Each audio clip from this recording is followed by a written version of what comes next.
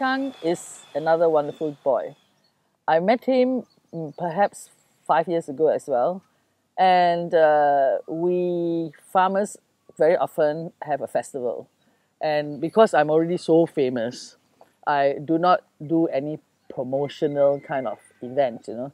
I include the element of charity in here. So we included, I believe, the Red Cross, the Blind Association, the Single Mothers Association. And I said to the blind school, you have to put a representative here. And they said, oh, but who's going to pay for his transport, etc. I said, no problem, the kingdom will pay for her, pay for him. And he came, and he's a hardworking boy. He's 3/4 blind. So when he writes, he has to do like this, you know. But so after the season was, and I said to them, don't worry, if you bring all these things and nobody buys them, we will buy them and we will use them for giveaways. After that, I went to the blind school and to see how much money does this poor blind boy make a month. So my question to them was, how much do they get paid an hour? And the administrator said, oh, we don't pay them by the hour, we pay them by what they sell. So I said, what do you mean? So what they do is they take a plate or something and they paint something on it and then they sell it. Right now, how many of us really want a plate painted and things like that? So you see, this old-fashioned ways of raising money is wrong. You try to sell a bookmark for $2.50, right? You know, how many people will buy a bookmark for $2.50?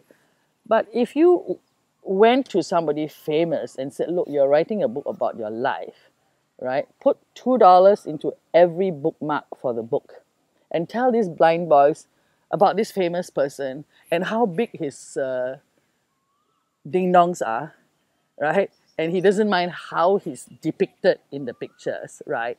And let's say you print 100,000 books, right? And $2 per bookmark, that's $200,000 worth of bookmarks which blind kids can paint for 1 year or 2 years.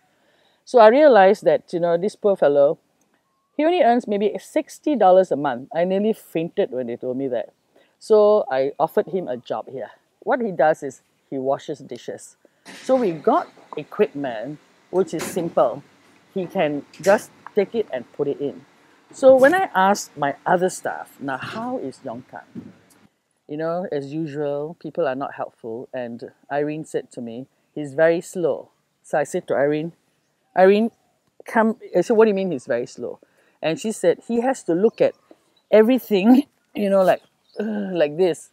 He's blind, what do you expect? So I called my staff next to me and I said, come and stand next to me and let me make you 75% blind, right? And see how fast you work, right? Help the poor fellow, right? Why are you trying to tell me that? If he's your brother, will you help him? So all the staff have to scrape the food nicely off the plates, etc. And all he does is, you know, flush it with water, put it in the machine, right? And it comes out and he stacks it. And the donkey who's serving the customer has to look at the glass or the plate to see whether it's dirty before they serve it. And do not complain to me about Yong Kang. So Yong Kang has been here 5 years. He hardly ever gets sick. He never takes a day off. Rain, shine, thunderstorm, he's working. He's another wonderful, challenged Singaporean whom I'm very proud to have accommodated in my kingdom. And he gets paid well, but he does a fantastic job.